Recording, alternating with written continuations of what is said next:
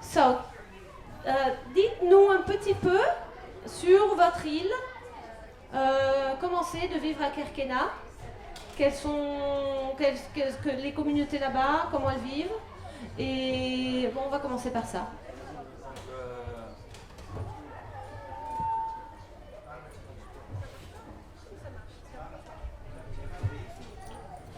L'île de Kerkena est une île en Méditerranée, au sud de la Méditerranée. Elle est caractérisée par le phénomène de marnage, par un écosystème typique, les paysages sous-marins typiques, les herbiers de Posidonie, les herbiers tigrés. Donc on a le phénomène de marée. La mer le matin elle transgresse et l'après-midi elle avance. Donc c'est un type de marée, semi-diurne. Est relié par le cycle linéaire. Les îles Kerkena sont loin de la ville de Sfax, au sud de la Tunisie, de pratiquement 1 heure de traversée par le bac. Le ferry. En hiver, il y a 15 000 habitants. En été, le pic c'est en août 250 000 habitants. Le climat est méditerranéen, aride, semi-aride, donc il y a pratiquement la population, 90% sont des pêcheurs. Et la pêche artisanale. Combien, pardon? 90% de la population sont des pêcheurs. Il y a pratiquement, ils pratiquent la pêche artisanale. Et il y a une technique de pêche pratiquement typique au monde, c'est la technique de pêche charfia. Ce sont des palmiers, des palmes installées perpendiculairement à la côte. Et il y a une chambre de capture. Le finish, le poisson, ici. Le poisson suit le chemin de ces palmes transversales, puis entre dans les chambres de capture. Il trouve une piège à poisson qui s'appelle la nasse. C'est la nasse, voici la nasse. Donc il entre dans la nasse, ils ne peuvent pas sortir jusqu'à la récupération avec le pêcheur. Donc le poisson, entraîné par le courant, arrive à un mur de feuilles de palmier, suit le mur de feuilles de palmier, rentre dans le piège, dans la chambre de capture, et ensuite à la fin, il rentre dans un panier qui est à peu près grand comme ça. Et le pêcheur arrive et soulève le panier avec les poissons qui sont dedans. Donc pratiquement la population et les pêcheurs sont adaptés aux conditions physiques et aux conditions que se trouvent aux îles Kerkena par le phénomène de marnage, la qualité de substratum. Donc depuis l'Antiquité, ils ont installé ce type de technique de pêche passif et qui préserve l'écosystème marin et qui est durable et qui ne stresse pas les poissons. Ils font une adaptation à ce qu'ils trouvent dans la terre. Ils ont exploité le palmier et toutes les techniques de pêche est pratiquement confectionnées par des palmiers, par le halfa, par une plante sauvage qui est à terre. Et toute cette technique de pêche est confectionnée à base de biologie. Donc, et le plus beau aux îles Kerkena, même unique au monde, c'est la propriété des terrains en mer. C'est chaque pêcheur a son propre Chaque famille est héritable cette chose de famille, de père à fils. Et le propriété leur terrain. Chaque famille a un parcelle de terrain qui implante ses palmes dans le terrain. C'est unique au monde. Même la loi tunisienne ou la loi internationale, elle a aussi ce type de propriété personnelle. C'est une forme de concession. Forme de concession, propriété personnelle de famille qui est héritée de père en fils. Donc, pratiquement, c'est unique au monde. Aux îles Kerkena aussi, on a plusieurs techniques de pêche passif qui ont la propriété de terre. Il y a les gargoulettes, il y a les pierres pour la pêche aux poules. Les gargoulettes, Attends, on va laisser. Tu peux nous raconter comment ça fonctionne, les gargoulettes?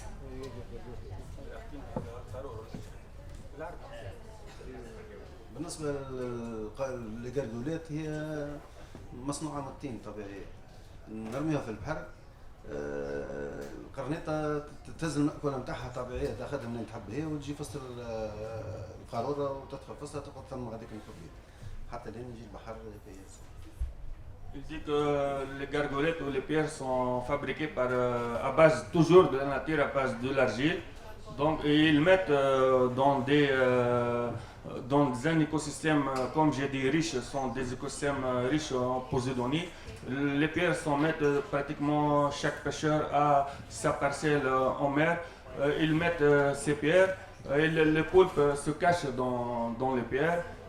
Puis jusqu'à la récupération du pêcheur dans la saison réglementée, de 15 ou de 7 novembre jusqu'à 15 mai, réglementée par les scientifiques et par l'administration de la pêche. D'accord. Donc toi tu pratiques Neji, la charfia, les gargoulettes et quoi d'autre? Et la nas. D'accord. Et la nas, on pêche quoi avec la nas? Et les filets. Et les filets. D'accord. Voici un homme qui pratiquement qui prépare l'installation d'une charfia. Donc il monte pour la récupération des palmes, puis il les prépare, puis il confectionne suivant la longueur puis il l'amène par des felots jusqu'à le plus beau c'est le passage d'une génération à une autre. Voici le père et le fils. Donc pratiquement c'est hérité la pêche de père en fils. Le plus beau c'est le père et le fils. Voici Neji qui prépare leurs palmes pour les mettre à la mer, dans le substratum. C'est un travail en groupe. Là on voit bien la posidonie. Donc oui. c'est tous ces herbiers avec les algues dont on parlait hier, qui font la richesse de ce milieu. Oui, c'est un travail de groupe, les vieux, les jeunes, tous les pêcheurs s'unissent pour l'installation d'une charfia d'une seule personne. Donc pratiquement c'est un travail gigantesque, c'est un travail fort. Combien de feuilles de palmier?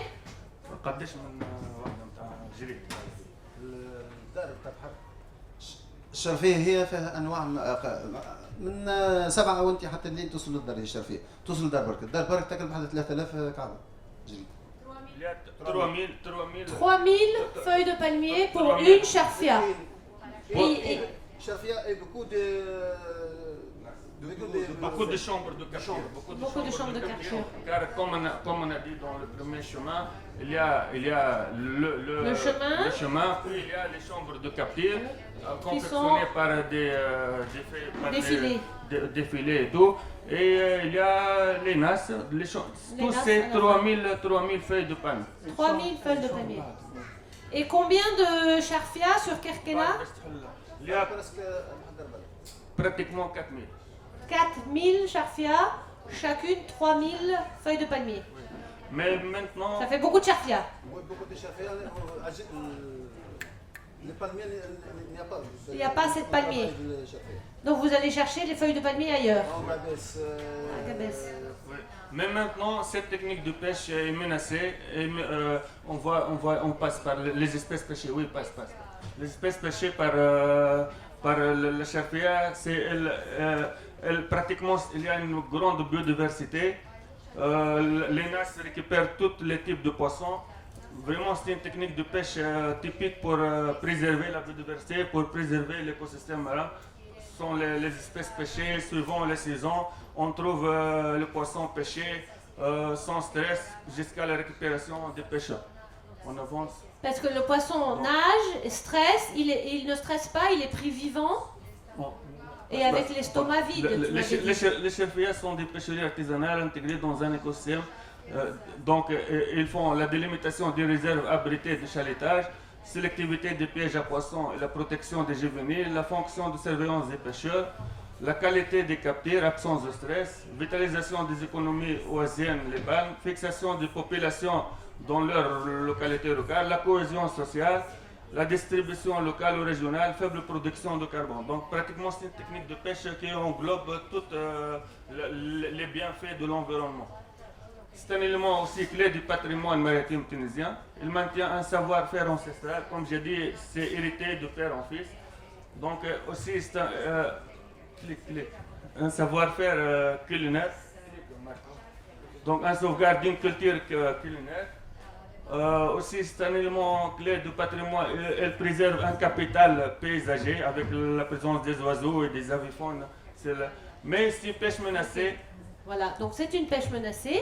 Donc on va passer maintenant. Alors là, je voudrais d'abord demander, est-ce que quelqu'un a des questions sur la technique de pêche de la charfia et un peu sur les conditions de vie des pêcheurs à Kerkena? Amanda, you have a question? Is the point of the ponds to create a structure underwater which then attracts the fish? So I think I'll just answer that one because I know the answer. It is a lure. So the fish sees it and thinks it's the coast or a wall, so it follows it and then it arrives there following the currents, and then it's obligated to deviate and follows that wall into the trap. But then also because it is a tree, so it's a bioorganism, it attracts other organisms around it. So that is also something that fish like. Samy? Juste, il y a trois aussi points. Pour les feuilles de palmier, ça, au fur et à mesure, il y a des micro-organismes qu'on appelle les pibiontes qui s'accrochent et le poisson mange ces organismes. Les feuilles de palmier aussi, c'est un abri aussi de l'ombre et il faut dire que le poisson aussi suit la marée. Donc, avec la marée, il va jusqu'à la plage et en retournant, il suit l'ombre, les palmiers jusqu'à la chambre de la mort. L'ombre, et pourquoi il est intéressé par l'ombre? Il est intéressé un peu par les feuilles de palmier, c'est un abri. Premièrement, un peu pour l'ombre, quand il fait trop chaud. C'est aussi contre les courants, parfois. Et il constitue un écosystème d'où le poisson peut manger les organismes sur ses feuilles. Aussi le poisson, quand la marée par exemple, quand la mer transgresse et regresse, les poissons suivent le chemin le plus facile. Donc comme une autoroute. Ils suivent l'autoroute tout directement, c'est un abri comme a dit Samy, ils suivent l'autoroute pour fuir de cette régression, par exemple, de régression de la mer.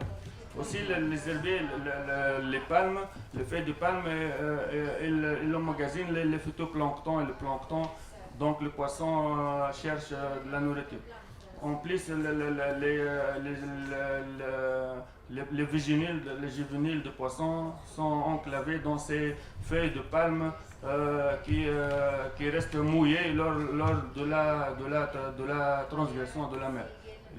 Les juvéniles restent enclavés dans cette humidité de feuilles de palme. Ok. Naji, est-ce que tu peux nous dire? J'ai deux questions, Deux questions, vas-y. mais bien en anglais. Ok. How durable are these nets? Will a storm blow them away? How often do they have to reset the nets?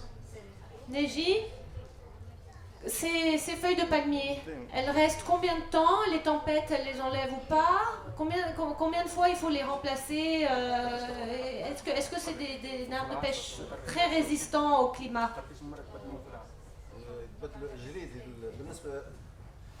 Le palmier deux fois في العام le palmier. Deux saisons? Deux fois par an. 2 fois par an. Il faut les changer Les palmes, 2 fois par an. toutes les palmes.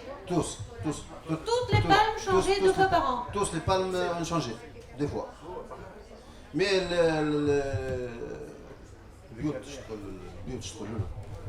les chambres, une fois par année. مي برسك كيفاش برسك تتخلع تنحى بالريح ولا بالمطر اللي الرشيد المروبه اللي اليوم كيفاش تتخلع الدار البحر بالريح عندنا نوع يقولوا لها اللي هي نعش تسميها مروبه بكو دي كورون ريح يقولوا له نوع نتاع شلوق ريح شلوق يقلع عند ديار البحر ويلزم يتجدوا بس يمكن يجي مره في العام ممكن تجي 5-6 مرات في العام يتعاود. Il dit oui, il change pratiquement tous les palmes 2 fois par an et les chambres une seule fois par année. Mais il dit aussi lorsqu'il y a un vent gigantesque, une fois par année, peut-être ils sont arrachés.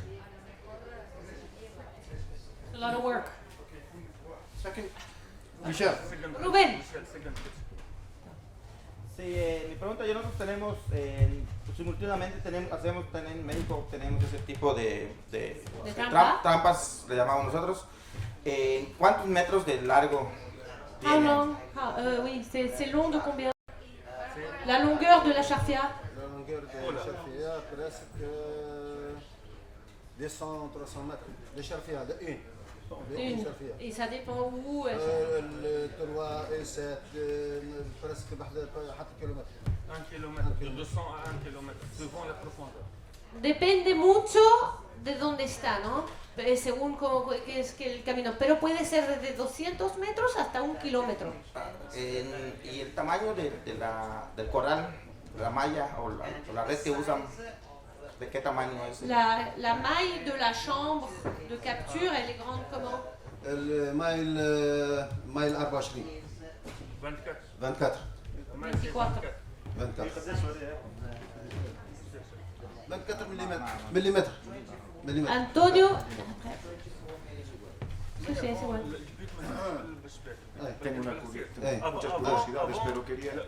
مون بير جدنا وبونا قبل كانوا يخدموا بالحصيره اللي هي يفتلوا الحلفه هذه يقلعوها من البحر منها. Part of the nets were done was this fiber. It's called hafa. It's a plant. You find it on the coast. You have to put it in the water for 3 weeks, then let it dry, then beat it, and then you thread stuff together. Every family had people threading them together, and every night when people were having a conversation, they'd do their ropes to fix all the nets. Avant, les grands-pères, ces chambres sont utilisées par ça. Mais maintenant, à Yeah. cause de il n'y a pas de savoir-faire et tout, They were done with this. C'est ça petit. Or sometimes it was old palm leaf, like just the middle part, right, which had been cured by the water, so it's very resistant, and they put them very near one to the other, and then thread that with the alpha rope. But of course now it's not really done like that anymore. mais maintenant, il change, il n'a pas ce savoir-faire et il faut beaucoup de temps et tout. Et à cause de coûts chers, donc il utilise les filets à maille 24, comme on dit. So now they use nylon nets 24, the mesh. It's basically not only much less time to do it, but it's also much less costly.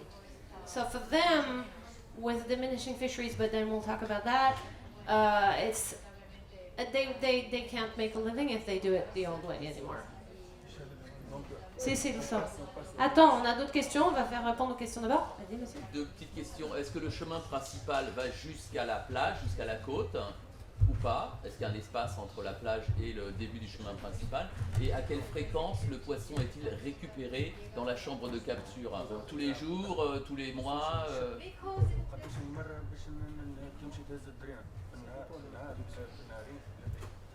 بالنسبه لكعبه الحوت تنجم تبعد حتى لا مش كعبة الحوت. الحوت الشرفية الرجل توصلش للشط.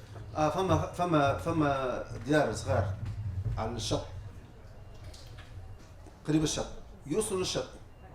اما بالنسبه نحن في الفاندير فوق فما ماء قصير واللي نرفيو فيه الشرفيه اللي هي تسمى الجنرال هي فما هو il y a deux types, les caractéristiques des îles Kerkuna, il y a les hauts fonds. Donc il y a Ça va très loin. Donc il y en a qui sont très loin les charfières, tu les vois même pas de la côte. Tu ne vois pas même de la côte car il y a des profondeurs pratiquement à une demi-heure de la côte. Il y a des profondeurs, puis il y a des hauts-fonds. Il y a des hauts-fonds et on installe les charfias.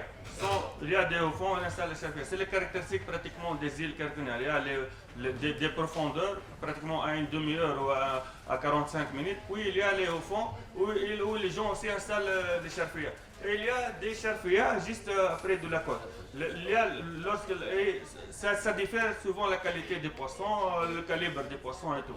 Et pour la question de la récupération, il dit que pratiquement avant c'était dans les 24 heures. Mais maintenant, à cause de la rentabilité, à cause de pratiquement il y a le manque de ressources et tout, chaque 48 heures, chaque 36 heures, c'est pas comme avant. Okay, one last question and then we'll pass to... Sí, imagino que utilizan otras artes de pesca que complementen las charpas. La gargoulette que decían antes para el pulpo. ¿Qué porcentaje de los ingresos de los pescadores generan, qué porcentaje respecto a los ingresos totales genera la charpa? Combien de pourcentage ça représente la charfia par rapport au total de la pêche avec tous les autres arts de pêche? Pratiquement aux îles Kerguelen, voici la carte. Car la charfia, c'est une grande technique et suivant les conditions physiques de l'environnement. Car même l'installation de charfia, il veut qu'il y ait une grande technicité. Voici l'île de Kerguelen. Donc, il y a pratiquement ici, il y a les herbiers de Posidonie, ça en vert. Juste à la côte, il y a des petites profondeurs, puis il y a pratiquement à une demi-heure, 45 minutes, il y a des profondeurs de 4-5 mètres, puis il y a des hauts fonds où la profondeur ne dépasse pas à marée haute 1m40, 1m50. Et cette zone, il y a les charfias. Dans cette zone, il y a les gargoulettes et les pierres. Donc, suivant le sédiment, des profondeurs de la mer et suivant la technicité des pêcheurs. Car comme j'ai dit, 90% sont des pêcheurs et chaque pêcheur il pratique la pêche artisanale suivant où il est placé. Oui, mais Morsi, ce qu'il demandait, c'est que pour un pêcheur qui fait la gargoulette, la charfia, les filets, etc., le charfia, ça représente 90% de sa pêche ou seulement 10%? Non, il y a ici des pêcheurs qui ne pratiquent pas la gargoulette. Ok. Il y a ici des pêcheurs qui ne pratiquent pas la charfia. Pour Nagy, par exemple. Pour Nagy, ils pratiquent la charfia, les nas. La nas. Donc combien de son poisson vient de la charfia?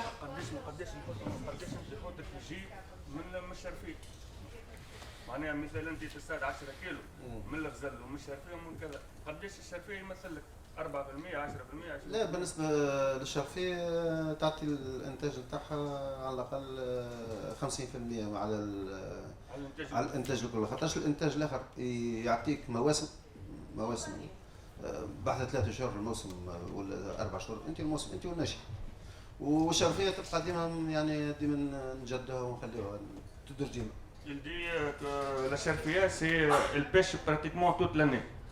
Et contrairement à d'autres techniques de pêche qui sont saisonnières.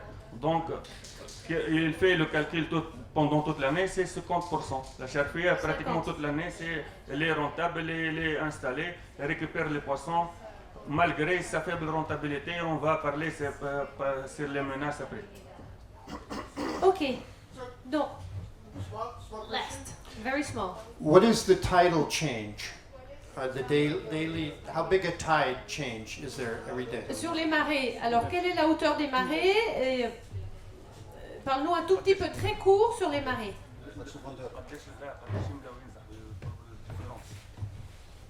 بالنسبه للديفيرونس نتاع ما بين الكرون المسحه والمليا، الاحياء اللي هو يقعد 10 ايام ينزح فيه بزايد، ينزح بريسك بحذا 300 متر. ما تحكيليش على المشي عن بروفوندور بريسك في عندك المات وعندك الاحياء. نرجع بالضبط. الاحياء تلقاها لي بروفوندور بريسك حتى لين 3 متر حتى ل 4 متر بروفوندور، وفي النسخه تاخذ بريسك متر ونصف 2 متر. Donc ça c'est les marées d'équinoxe, 3 mètres. Il n'a pas compté les questions. En principe, comme j'ai dit, la marée c'est de type semi-diurne dans le golfe de Gabon. C'est de semi-diurne, c'est-à-dire semi-diurne, c'est attaché au cycle lunaire. On a le cycle lunaire, on a 10 jours de vivo, 5 jours de morto. Pendant les 10 jours de vivo, la marée est très apparente. La différence est 1,40 m, 1,50 m entre la basse et la haute marée. Contrairement au morto, c'est pratiquement, elle stagne l'indifférence de 40-30 cm. Il n'est pas apparent. C'est le cycle, mais il y a l'équinoxe en décembre et tout, c'est le transgeste pratiquement. And this is water that it goes deep very, very, very gradually. So when you have the one that's 1,40 m, you have kilometers of water that is up. So it's really amazing, even if it's not a very high tide, the water goes way back. Ok, donc, je vais faire un tout petit résumé. Je vais faire un tout petit résumé. Il faut absolument qu'on passe à la deuxième partie. Je vais laisser Nico une seconde, mais just to try to capture a little bit, because I know their story also has been there. I mean, these islands, people are extremely adapted to not even just the whole ecosystem of the area, just about their tiny micro ecosystem in any part of this island. So everything that they've done for their livelihoods is extremely adapted to the coast that is right in front of them.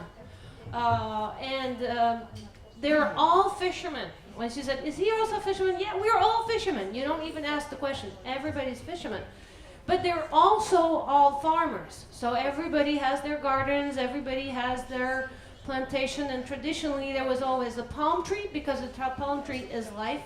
They use it for everything. Shoes, hats, roofs, the dates that they eat, they do vinegar with the dates, everything. So it's a food, it's a shelter, it's a fiber to do the fish traps, everything. And so all of this is under risk of threat. So we'll talk about the threats and how they're reacting now in this part of the story. Okay. How many more questions? Okay, you and Nico, very, very tiny questions. No question, just a question.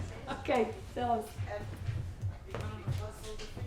Taken live, because the fish is alive when it's in your traps, do you select out fish that are about to spawn? Can you select out and leave them?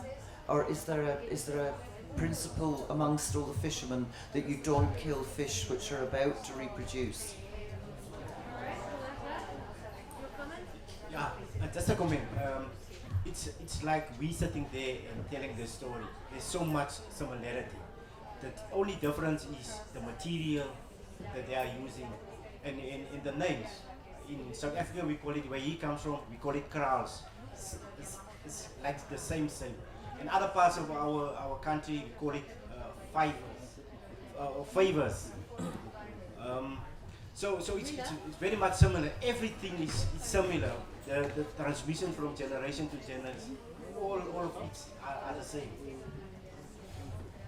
And we'll hear your story later today. So Sally, okay, yes. Elle demande des dernières questions et après on passe au GDA. Est-ce que s'il y a un poisson qui est ou trop petit, ou alors un poisson où c'est une femelle qui a des œufs, est-ce que vous la relâchez, ou comment est-ce que vous faites pour préserver la ressource?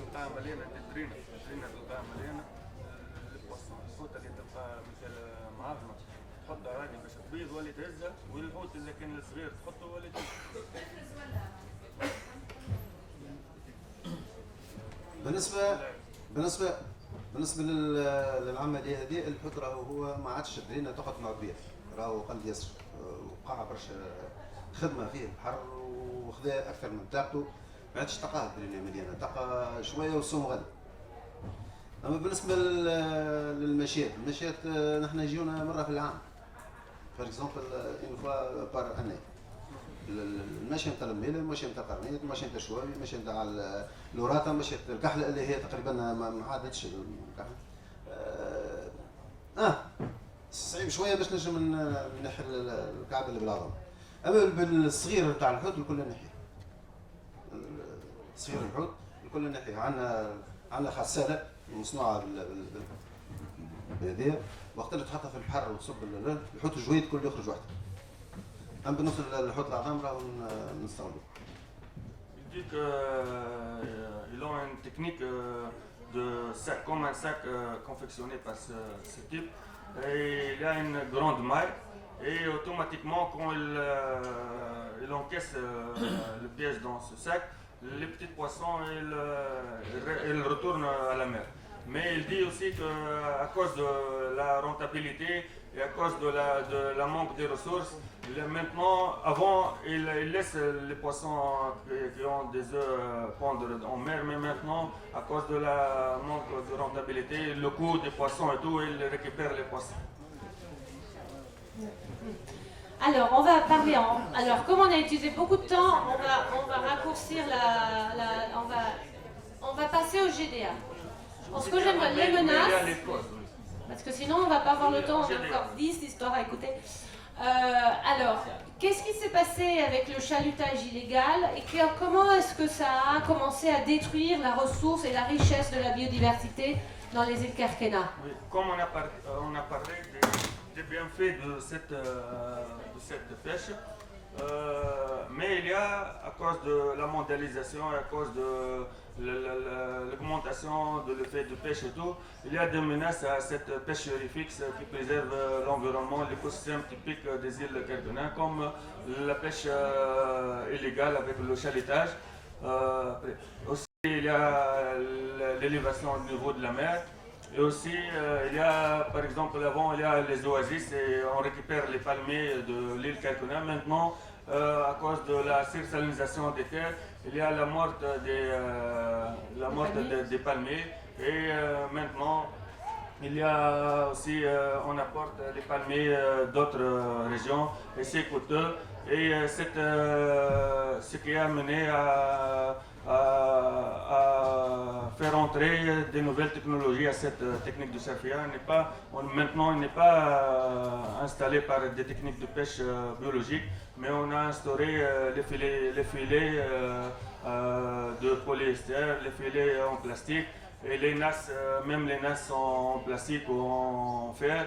Et maintenant, il y a des modifications au sein de cette cerfia.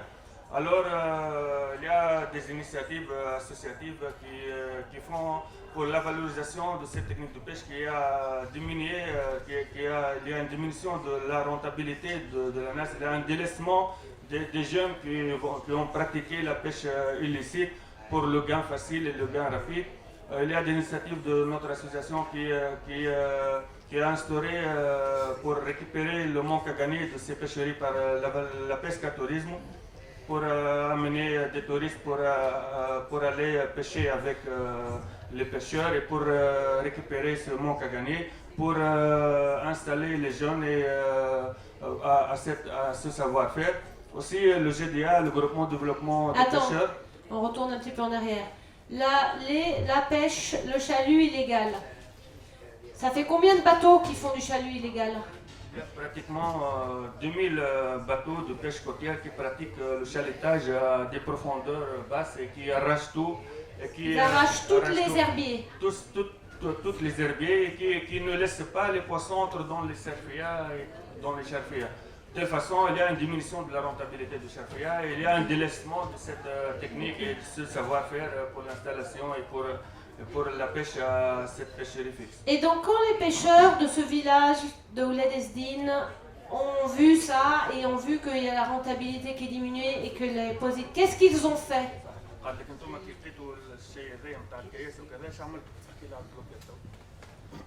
بالنسبة لنا نحن شفنا روحنا الشرفية رجعت مش تنقرض ومش تنتهي بالنسبة في المنطقة اللي نعيش فيها أنا اللي هي قرقنا أولاد أسدين. اللي بجانبنا كلهم كياسة.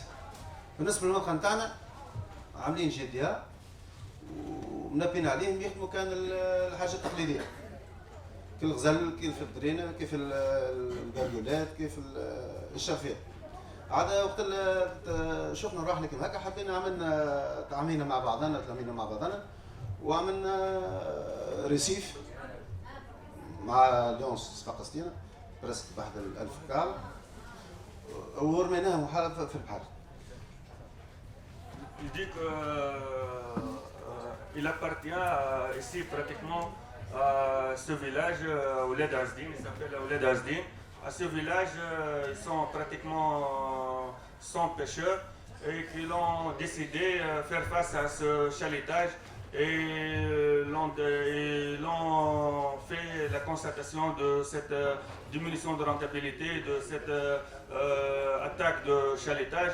Ils ont fait une organisation, le groupement de développement de pêcheurs, et ils ont appelé à des bailleurs de fonds, à des ONG internationales pour la construction des blocs anti-chalis, des récifs anti-chalis pour préserver leur domaine de pêche. Pour préserver leur domaine de pêche et faire face à cette pêche illégale pour l'écarter de leur aire de pêche. وقت لقينا النتيجة رمينا الرصيف هكينا في البحر. وقت لقينا أعطاه مردودية، أعطت الإنتاج، صلحت المردودية البحر. ونقصنا بنسبة 40 أو 45% الكيس، ما عادش يجي المنطقة هكيا. عودنا دوزيام فوا مرة ثاني مرة. L'ont fait appel à le Fonds mondial pour l'environnement pour la construction de 1000 récifs artificiels et l'immersion dans des sites bien déterminés pour écarter le chalutage de leur domaine de pêche. Et l'ont remarqué pratiquement 40 à 50%. Il y a des espèces qui sont venues et il y a pratiquement une augmentation de stock et tout. Donc, et maintenant, on va parler de l'autre espèce. They did cement blocks as big as they could, put them on their little boats, and put them out there to create a barrier. A sort of coral barrier, so that the trawlers, which are all deep trawlers, couldn't come into their area, and so the fish would start reproducing again, and the grass would start growing again. كيف كان الانتاج تحسن وفما بعض الانواع من الاسماك اللي هي رجعت ولينا عاودنا ثاني مره رمينا 1300 كعب رصيف. قبل ما نرميو الرصيف صورنا القاعة أو اللوطة، جبنا غطاس وصورنا القاعة، نقاوها كلها ناحية كلهم بوز الدنيا فما حد شيء. مي بعد تالي بعد ما رمينا الرصيف نقاو لهم بوز الدنيا اللي هي رجعت خلفت بالكدا وكانت طريقة رجع ونحينا نسبة 100% الكيس من البقعة هكيا. Et après, ils ont construit aussi 1300 récifs artificiels. Ils ont remarqué, ils ont fait des photos, sous-marines pour le fond marin. Et ils ont vu qu'il n'y a aucune trace de vie pour les herbiers et tout. Après la mise en place des récifs, ils ont remarqué qu'il y a régénération des posidonies, des espèces de poissons et l'augmentation des récifs, de stock et tout. Et diminution de ce phénomène de chalutage.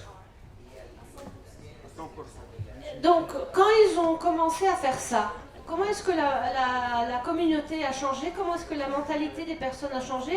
Qu'est-ce que ça leur a permis de faire dans des domaines qui ne sont pas forcément la pêche? Je sais que par exemple, ils gèrent tout ce qui est l'eau dans la communauté, donc pour l'irrigation. Donc comment est-ce que le fait de se mettre ensemble pour créer ce récif, comment est-ce que ça a changé le groupe?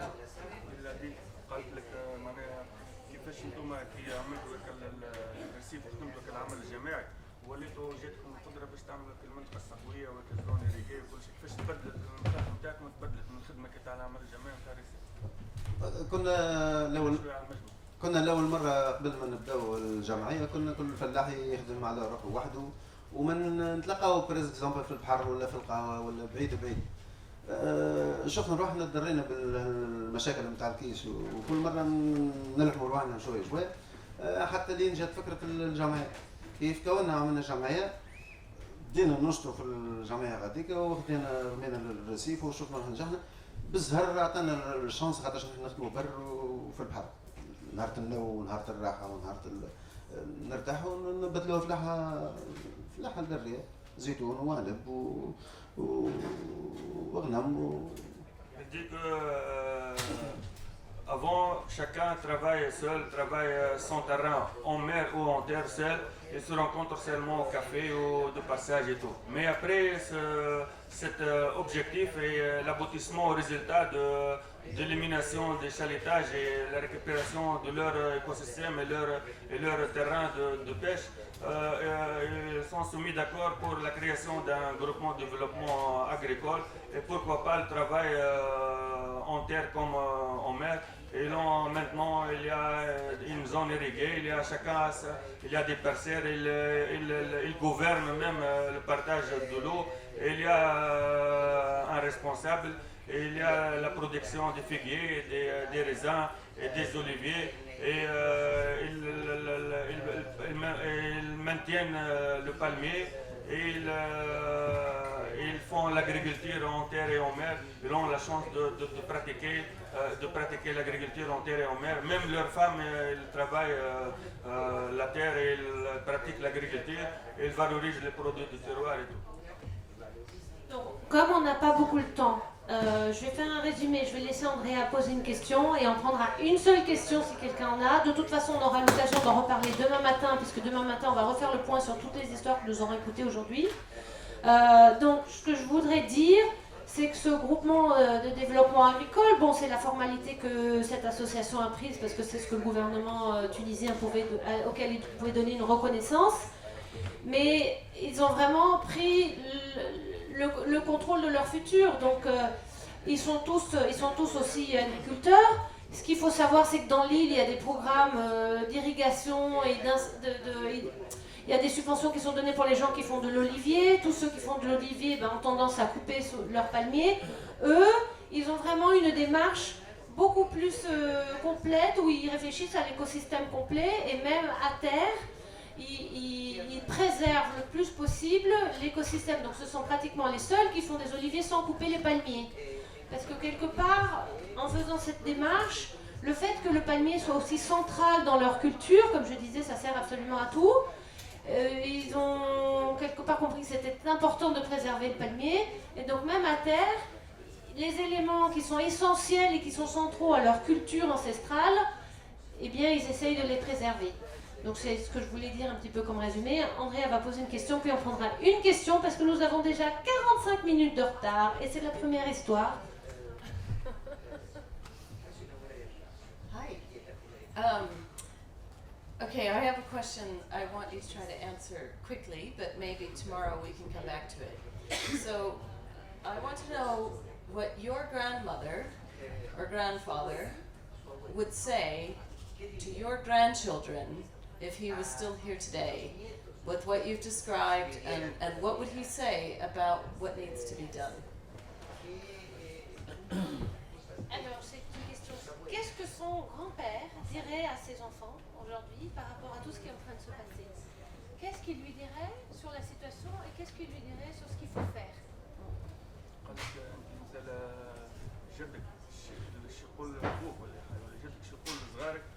على اللي توه موجود وش يقولوا شيء لازم يصير باش يعمل فهمت معناها كرجال كبار شو يقولوا لكم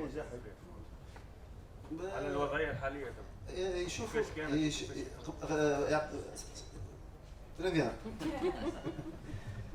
كانت الوضعيه نتاعنا ناقصه برشا حوايج في وسط البلاد اللي هي بار اكزومبل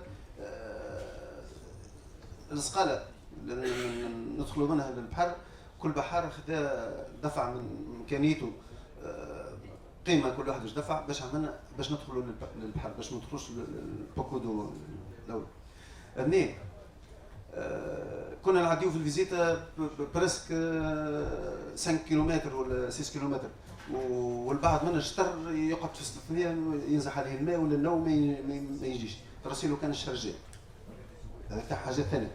الحاجه الثالثه عندنا برشا حوايج اخرين اللي هي تحسنت المعنويات نتاعنا ولينا موجودين ما كناش موجودين حتى في الخريطه ما كناش موجودين ولات عندنا مسكر الجامعه، ولات عندنا ما كانش عندنا، كنا نمشيو لبعيد، ولا ما كانش عندنا حدا مقبره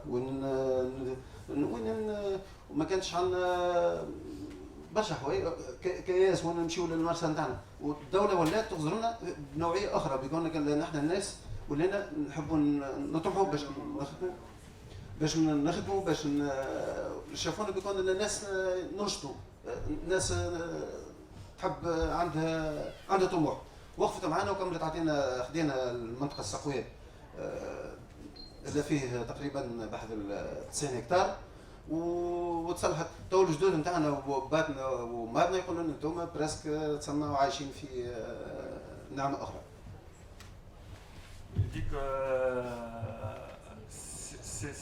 C'est un côté moral car maintenant ils sont unis, ils travaillent dans un esprit de groupe, dans un esprit collectif, par objectif. Maintenant ils sont fiers de ce. Ils ont eu des acquis pour, en plus, ils sont fiers de ce qu'ils fassent et leur grand-père et leur père ils disent bravo et continuez comme ça. Et il ne faut pas oublier le savoir-faire ancestral, il faut continuer à avancer mais sans laisser le savoir-faire ancestral, sans oublier les ABC qui sont appris de génération à une autre. Et je voudrais ajouter quelque chose que m'a dit une vieille personne aussi là-bas, un sage, qui m'a dit il ne faut pas oublier le respect. Hein, ouais. Alors, on va arrêter là parce qu'on est très en retard. Ils n'ont pas tout dit, bien sûr, parce qu'en plus de la pêche illégale, il y a le gaz, il y a le pétrole, il y a la corruption, il y a les constructions abusives. Donc, vraiment, l'environnement est extrêmement difficile. Il y a beaucoup de destruction autour d'eux et c'est visible à l'œil nu. Donc, ce qu'ils font, c'est vraiment quelque chose de extraordinaire et de très héroïque. Donc, moi, j'aimerais bien qu'on les applaudisse très fort.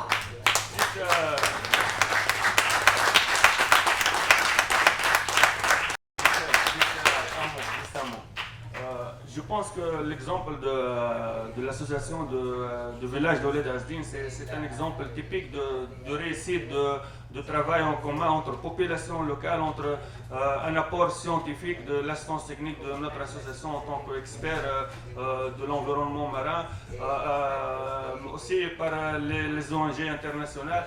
Vraiment, ce sont des gens travailleurs qui obéissent, qui avancent. Et vraiment, c'est un exemple typique de cette fait de collaboration entre scientifiques, population locale, administration, ONG internationale. Vraiment, c'est un exemple typique en mer et en terre aussi. Il y a un bel exemple d'humanité. Merci Morsi et merci Neji. Tu lui traduiras les autres histoires comme ça.